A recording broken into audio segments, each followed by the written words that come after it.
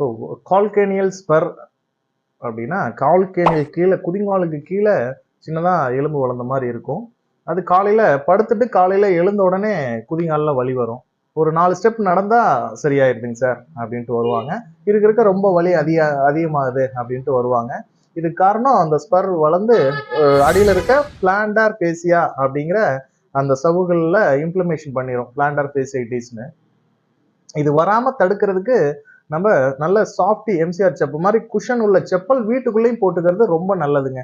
அந்த செப்பல் எதுக்கு, என்ன பர்பஸ், வீட்டுக்குள்ள ஏன் செப்பல் போடணும் அப்படின்னா, கிரவுன் ரியாக்ஷன் ஃபோர்ஸ்னு ஒரு ஃபோர்ஸ் இருக்கு. நம்மளோட வெயிட், நான் ஒரு 50 கிலோ இருக்கேன்னா அது டபுள் மடங்கா நம்ம ஒரு ஃபோர்ஸ் கொடுக்குறோம். Newton third law, each and every reaction ஆப்போசிட்ல ஒரு ரியாக்ட் பண்ணும் இல்லைங்களா. நம்ம ஒரு ஃபோர்ஸ் கொடுக்கும்போது கிரவுண்ட் ஆப்போசிட்ல ஒரு ஃபோர்ஸ் கொடுக்கும்.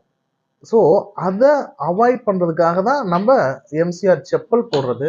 ஸோ அந்த மாதிரி வீட்டுக்குள்ளேயும் வெளியும் கொஞ்சம் குஷன் டைப்பில் உள்ள செப்பல்ஸ் போட்டுக்கிட்டாலே இந்த குதிங்கால் வலி வராமல் தடுக்கலாம். அதர் தன் தட் அந்த மசிலை ஸ்ட்ரென்தன் பண்ணுறதுக்கு சம் எக்ஸசைஸு, வெயிட் அதிகமாக ஆகாமல் வெயிட்டை மெயின்டைன் பண்ணிக்கிறது, ஸ்ட்ரென்த் ட்ரைனிங், இதெல்லாம் பண்ணாலே இந்த ஆல்மோஸ்ட் இந்த குதிங்கால் வலியை குறைச்சிடலாம்.